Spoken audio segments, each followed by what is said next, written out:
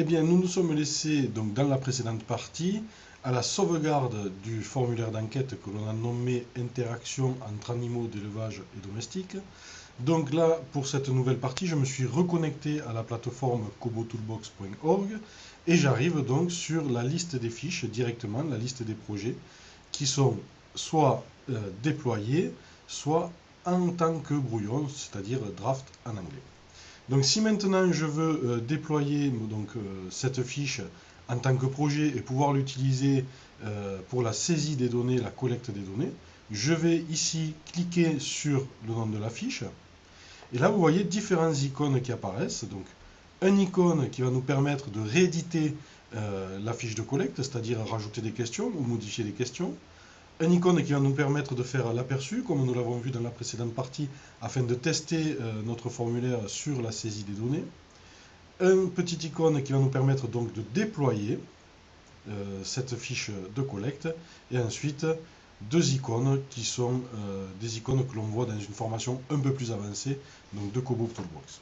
Donc ici, nous avons dit que nous allons déployer donc, le formulaire. Donc, je suis bien sur mon formulaire interaction entre animaux d'élevage et domestiques. Et là, donc, je vais cliquer ici pour déployer. Donc la plateforme est en train de déployer donc, le formulaire, nous confirme qu'il a été correctement déployé. Et maintenant, nous propose donc d'utiliser la plateforme web pour collecter des données. Donc nous explique comment, LearnMore, ou ici d'utiliser l'application Android. Donc ici, maintenant, si nous revenons sur l'onglet projet, nous avons notre projet qui est déployé et qui est avec les autres fiches de collecte qui sont déjà déployées.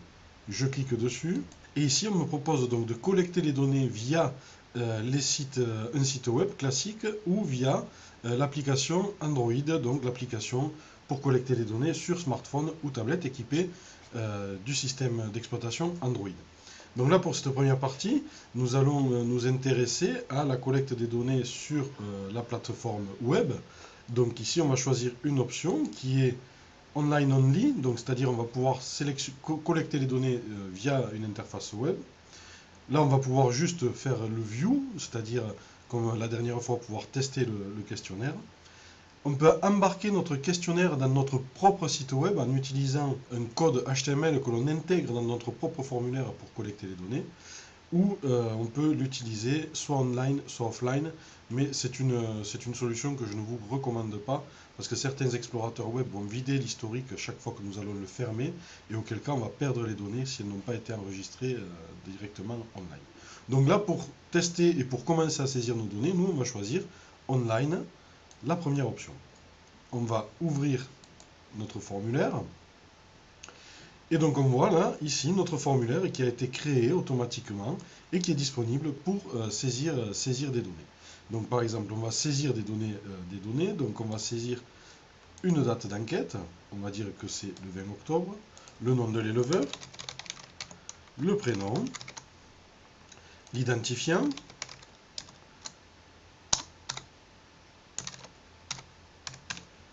L'adresse de l'exploitation, on va dire que nous sommes à Montpellier, tout simplement. On n'a pas d'adresse bien définie, c'est juste à titre d'exemple. Ici, on va pouvoir aller localiser l'exploitation sur une carte. Donc, par exemple, si je veux me positionner directement sur une ville ou sur une zone, je peux, par exemple, ici, aller chercher Montpellier. Automatiquement, là, la carte va se positionner sur le centre de Montpellier et on va pouvoir aller, par exemple, un peu à l'extérieur de Montpellier. Donc, pour donner notre exploitation, on va dire que notre exploitation se trouve ici, par exemple. Voilà. Et donc, on fait juste un clic sur la carte de façon à avoir la longitude et la latitude qui sont automatiquement renseignées ici au format décimal. Les informations concernant le troupeau, donc on va dire par exemple que nous sommes dans le cadre d'un troupeau caprin, où nous avons 2 mâles, 45 femelles et 14 jeunes pour le renouvellement. Quelles sont les interactions? Donc il y a les interactions avec le chien qui sert à faire les gardes. Donc ce sont des interactions temporaires, quelques heures dans la journée. Mais on va pouvoir dire aussi qu'il y a sur l'exploitation comme animaux domestiques des poules, que là c'est une interaction qui n'a jamais lieu puisque les poules sont parquées dans leur parc, les chèvres ne vont jamais. Et là, on va soumettre notre nouvelle donnée, notre nouvelle fiche d'enquête. Les données ont été soumises avec succès et donc sont maintenant enregistrées dans la plateforme. Si je vais ici sur mon projet, je vais aller directement maintenant dans l'onglet Data et je vais pouvoir regarder mes données. Donc je peux les regarder sous la forme de table, donc c'est-à-dire un tableau type Excel, mais je peux aussi aller les regarder sous la forme cartographique avec une restitution cartographique directement. Reports, ici, ça va nous permettre de faire des statistiques, en fait des statistiques de base qui sont automatiquement créées par l'outil sur les différentes questions. Vous découvrirez ça par vous-même dans l'outil. Et ici, l'onglet Galerie, ça va permettre, si on a pris des données de type photo dans notre enquête, d'aller voir les différentes photos qui ont été prises au cours des différentes enquêtes dans le temps sur cette fiche de collecte. Donc ici, on va par exemple aller voir les données sous la forme tabulaire. Donc on clique et on voit directement dans le tableau qui apparaît ici les différentes données. Donc là, nous n'en avons saisi qu'une, donc ici nous n'avons qu'une ligne dans le tableau.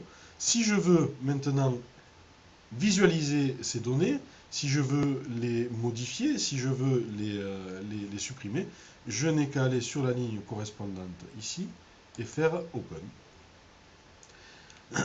Et on se retrouve donc avec un sommaire, un résumé des données que l'on a enregistrées. Si je veux les modifier, je vais ici cliquer sur Edit et je me retrouve sur le formulaire que j'avais auparavant où je vais pouvoir aller modifier mes données directement.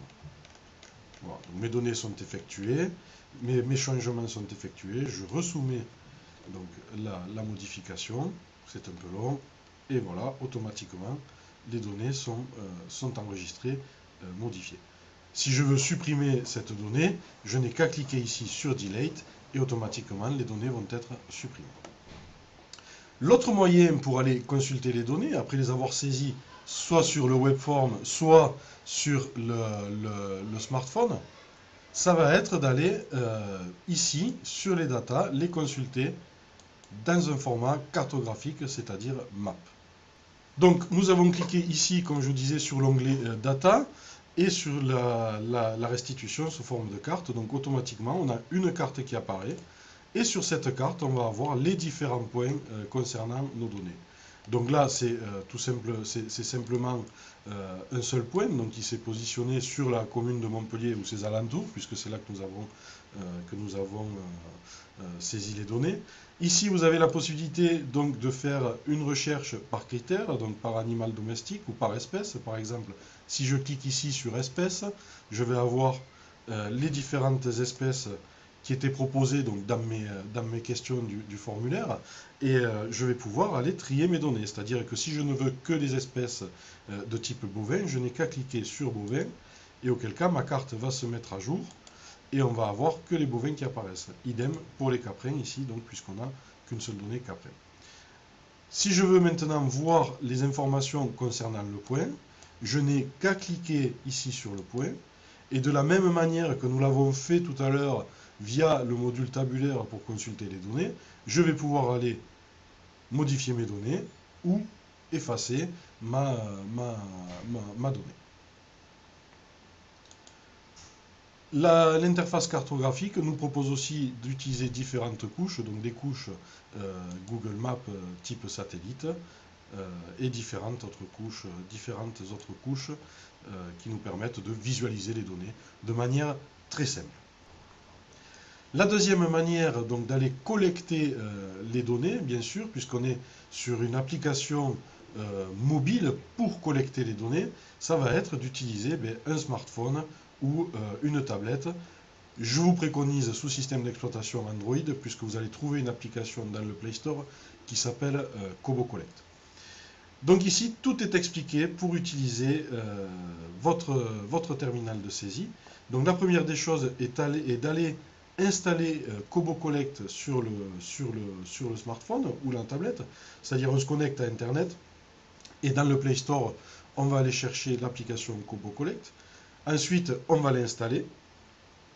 Et là, vous avez, quand vous avez ouvert Kobo Collect, vous allez sur le paramétrage de l'application et vous allez renseigner l'URL qui va vous donner accès à vos formulaires de saisie. Donc nous avons vu maintenant comment saisir les données au travers du formulaire web, comment les saisir au travers de l'application smartphone Android. On va essayer de voir ça dans une autre vidéo ou dans un document ressource que je vais vous fournir. Dans la prochaine capsule, ce que nous allons nous intéresser, c'est à comment attribuer les droits de façon à ce que les autres utilisateurs puissent eux aussi utiliser les formulaires que vous avez saisis.